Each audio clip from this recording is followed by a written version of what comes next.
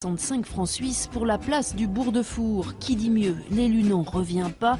Il a lui aussi porté la place aux nus. Ce carrefour touristique, ce drôle de lieu de passage au cœur de la vieille ville, avec ses airs de sud, sa fontaine et son ambiance, séduit visiblement les enchérisseurs. Au total, 103 plaques sont à vendre sur les 2000 que cache le service du génie civil de la ville.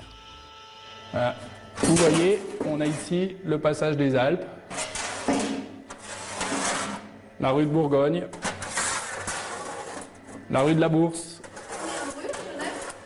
Au total, à peu près 800 rues pour un peu plus de 250 km. En 1980, elles ont toutes été enlevées en plusieurs années. Et puis aujourd'hui, le travail consiste à entretenir ces plaques, à les remplacer quand elles sont dégradées.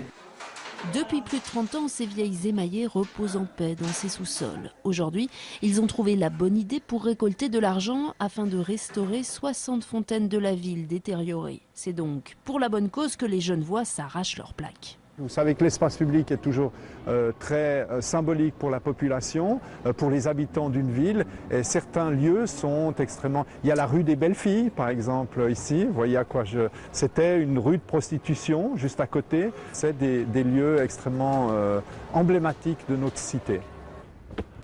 Voilà, et maintenant, je vous emmène à la taconnerie. On va voir où ça se situe.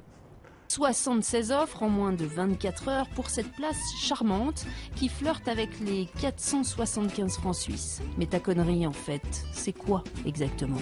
Le tacon, c'est une pièce de cuir qu'on mettait sous les semelles pas pour rehausser les habitants de cette cité, mais pour boucher les trous sous les semelles. Et donc, taconnerie, on l'a réparée ici.